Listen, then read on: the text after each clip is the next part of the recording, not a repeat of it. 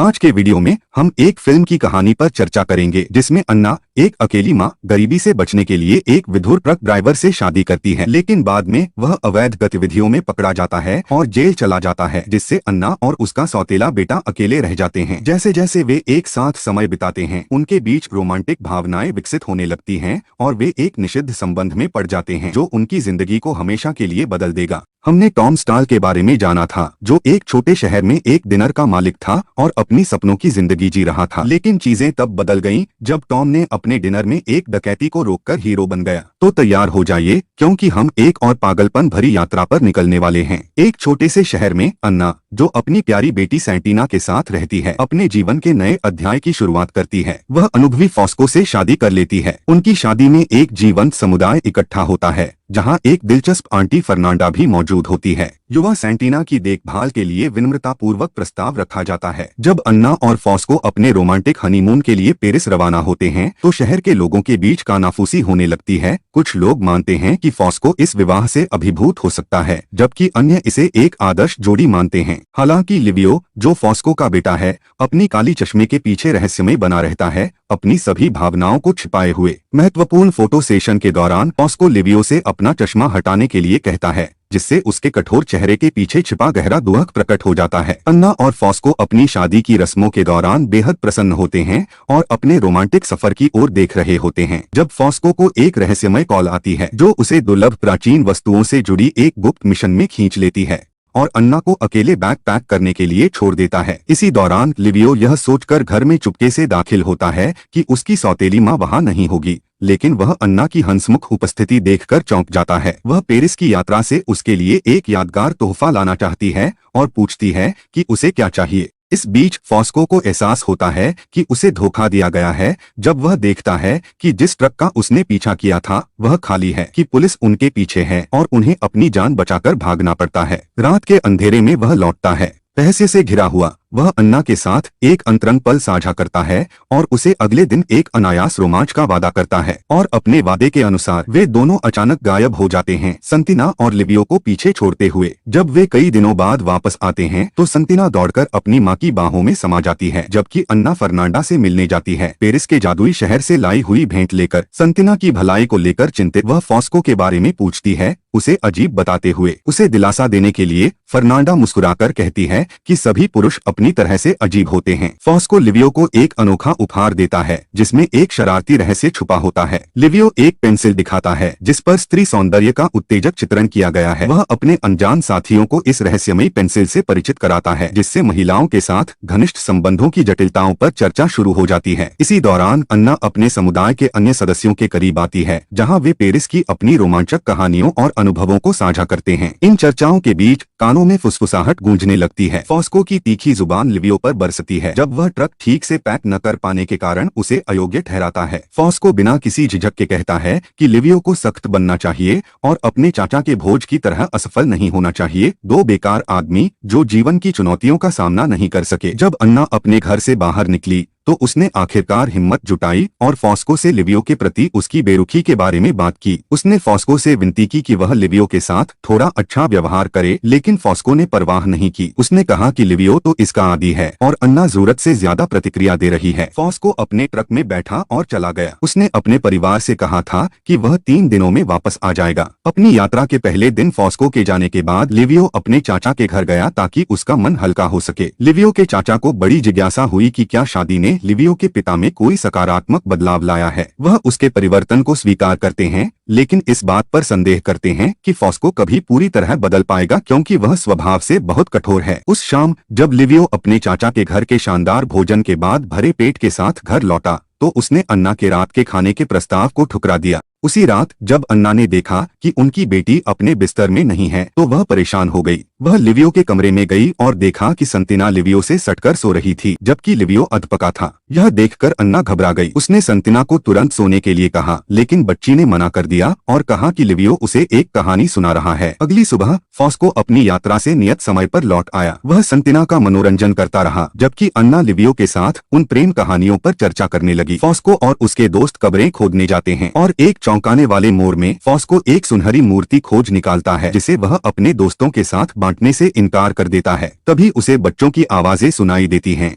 यह सुनकर क्रोधित होकर वह गुस्से में घर चला जाता है, यह मानते हुए कि अन्ना ने इसके बारे में अफवाहें फैलाई हैं। आश्चर्यजनक रूप से अन्ना स्वीकार करती है कि बच्चे शायद उसकी और फर्नांडा की बातचीत सुन बैठे थे, जिससे अनजाने में सच्चाई सामने आ गई। फोस्को का गुस्सा और बढ़ जाता है, लेकिन अप्रत्याशित रूप से लिवियो अन्ना की बेगुनाही की रक्षा करने के लिए आगे आता है। वह समझाता है कि अतीत की खोज करना, यहाँ तक कि कब्रों को खोदना, उनकी संस्कृति में एक आम प्रथा है। रात के खाने की मेज पर तनाव महसूस किया जा सकता है और लिवियो इस संघर्ष को सहन न कर पाने के कारण राहत पाने के लिए गुस्से में वहाँ से चला जाता है। इस बीच छोटी संतिना, जो हमेशा जिज्ञासु रहती है, दुगनुओं के पीछे दौड़ने लगती है। इस अराजक और भावनात्मक रूप से भरे क्षण में अन्ना और फोस्को एक दूसरे की बाहों में सुकून पाते हैं। अगले दिन लिवियो और उसके दोस्त मस्ती के लिए नदी के किनारे जाते हैं, बिना कपड़ों या संकोच की परवाह किए। वे ठंडे पानी में कूदकर आनंद लेते हैं। एक लड़की जिसे लिवियो पर क्रश है छिपकर उन्हें देखती है और स्वयं को संतुष्ट करती है। उस रात लिवियो गर्मी सहन न कर पाने के कारण वह एक पेड़ पर चढ़कर एक शाखा पर आराम करता है। अन्ना अपनी किताब लेकर आती है, शांति से पढ़ने की उम्मीद में। वह उसे पेड़ पर उसके साथ शामिल होने के लिए आमंत्रित करता है, लेकिन वह मना कर देती है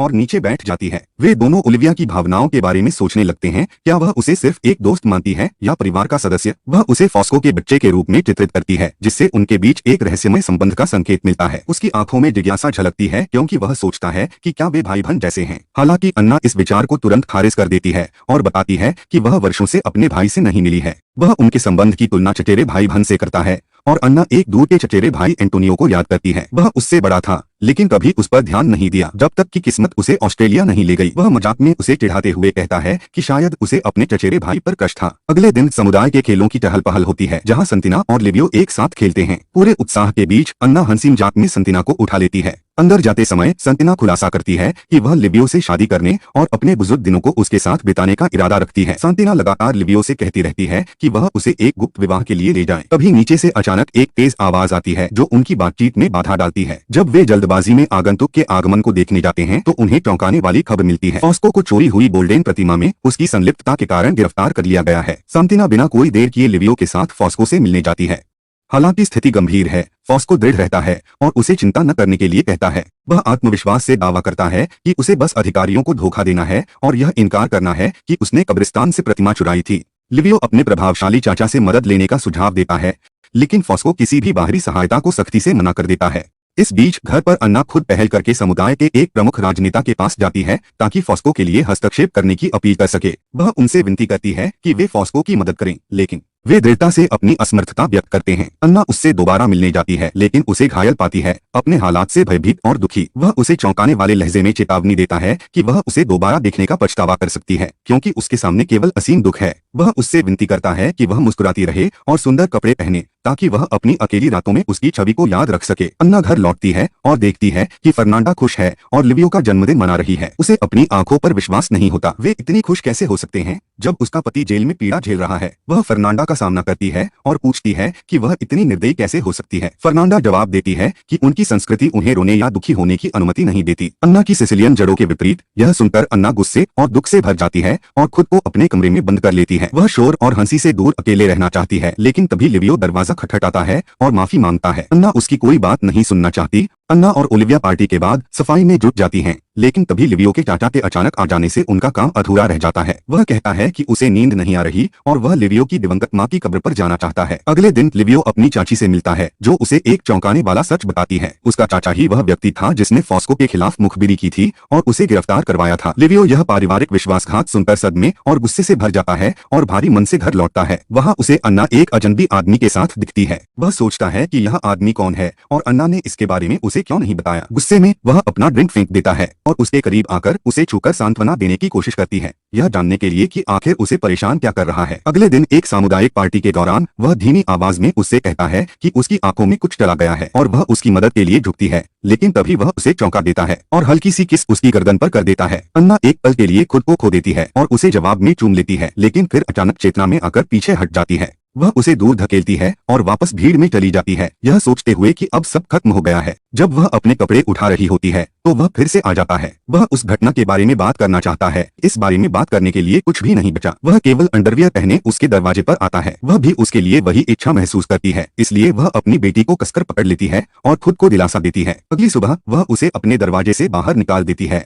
उसी दिन लिवियो की चालाकी भरी बातों ने उसकी बेटी के मन में जहर घोल दिया, जिससे उनके पारिवारिक संबंध टूट गए। वह उसके विश्वासघात के दर्द को सहन नहीं। अंधेरी रात में उसका सामना करते हुए उसने दृढ़ता और साहस के साथ कहा कि वह अगली सुबह तक फर्नांडा के घर से चला जाए और अपने पिता की विजय वापसी तक कभी वापस न आए। लिवियो उसकी इस हिम्मत से हैरान रह गया और उसका मजाक उड़ाने की कोशिश करते हुए कहने लगा कि वह उससे प्यार करती है। यह झूठ उसे एक जोरदार थप्पड़ दिला गया। गुस्से और अपमान से भरकर वह वहां से भाग गया और अपने दोस्तों के साथ शराब और मौजमस्ती में डूब गया। लेकिन किस्मत ने उनके लिए कुछ और ही सोच रखा था। जब वह नशे में चूर और घायल हालत में उसके दरवाजे पर लौटा तो उसे उस पर तरस आ गया और वह उसकी मदद करना चाहती थी। लेकिन लिवियो ने उसे धक्का दे दिया और उसकी दयालुता को ठुकराते हुए घोषणा की कि वह अपने चाचा की तरह पागल है और अब उन्हीं के साथ जाएगा। समय के साथ वह उसकी लगातार कोशिशों के आगे झुक जाती है, जिससे उनके बीच एक अंतरंग क्षण जन्म लेता है। अगले दिन अन्ना फॉस्को से मिलने उसके कैदखाने में जाती है, जहां वे दोनों मिलकर आंसू बहाते हैं। घर लौटने के बाद वह फिर से लिवियो के साथ अपने रोमांटिक रिश्ते में डूब जाती है। उनके प्यार भरे लम्हों और खिलखिलाहट से कमरा गूंज उठता है। इसी बीच उन्होंने अपनी पड़ोसी स्टेला को देखा। एक युवा महिला जो पहले लिवियो की ओर आकर्षित हो चुकी थी, उन्हें देख रही थी। लिवियो स्टेला का सामना करता है, लेकिन यह तय करता है कि भले ही वह जो कुछ भी देख चुकी है उसकी अफवाहें फैलाए, कोई भी उसकी अजीबोगरीब कहानियों पर विश्वास नहीं करेगा।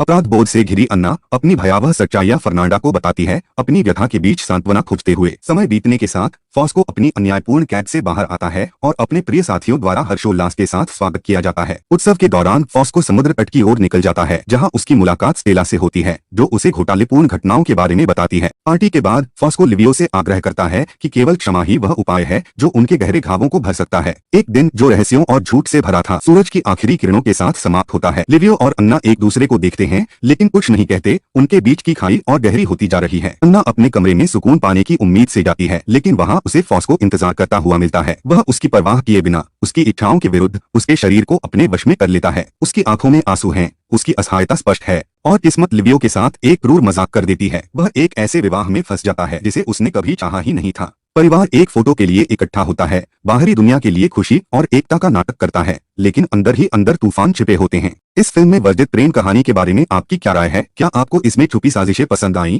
या यह आपको जरूरत से ज्यादा सनसनीखेज लगी? अपने विचार हमें कमेंट में बताएं और इस तरह के और भी फिल्मी रिकैप्स के लिए लाइक, शेयर और सब्सक्राइब करना न भूलें। तब तक के लिए अलविदा।